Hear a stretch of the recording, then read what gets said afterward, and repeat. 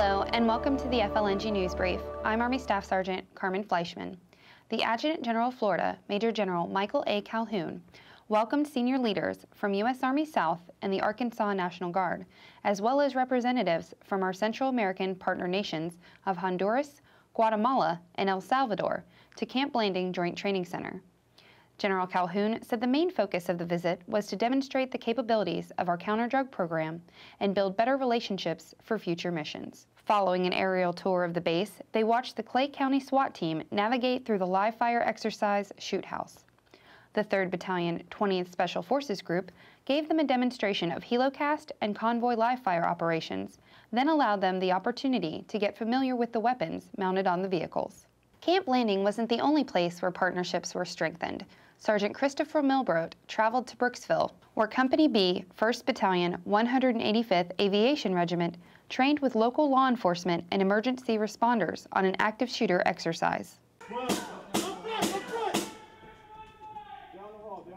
Brooksville soldiers helped prepare Hernando County first responders for an active shooter situation inside a Florida National Guard armory.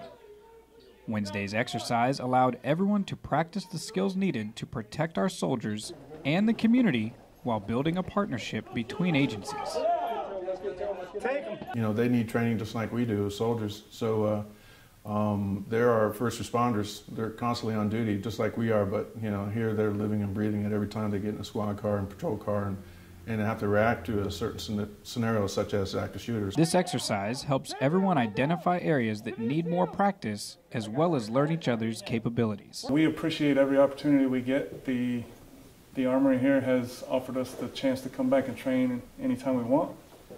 We just have to coordinate it with them, and we greatly appreciate that. And if there's anybody else in the community that would like to share their business or buildings for us to do scenarios in, we're more than welcome to do it. The Florida National Guard looks forward to continued partnership and training with all first responders. Reporting from Brooksville, I'm Army Sergeant Christopher Milbrodt. And finally, we head back to Camp Blanding, where Staff Sergeant Derrol Fulghum takes a more in-depth look at Special Forces training. When an Army mission calls for unconventional warfare, the 3rd Battalion of the 20th Special Forces Group is ready to answer that call. Within Special Forces, we have many skill sets that we bring to the table, and one of the things that we have to maintain is our airborne proficiency, so that when we go over to work with host forces, not only will we be proficient in our tasks, but we can then provide to them a quality training event, thereby making them more proficient themselves. During annual training, the battalion focuses on skill sets specific to their job, such as airborne operations, sling load operations, bundle drops, and helocasting. While the support company honed these skills, the Green Berets of Alpha Company had their own training operations.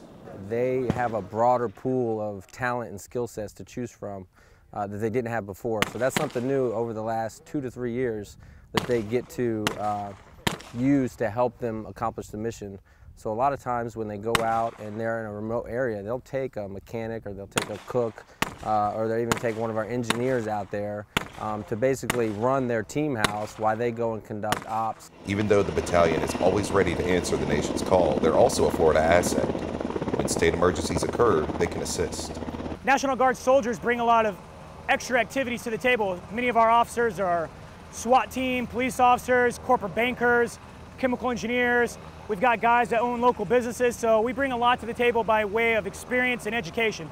From Camp Blanding Joint Training Center, I'm Army Staff Sergeant Derrol Fulghum, 107th Mobile Public Affairs Detachment. That's all we have this month for the FLNG News Brief. I'm Army Staff Sergeant Carmen Fleischmann. From all of us at the Public Affairs Office, thank you for watching. We'll see you next time.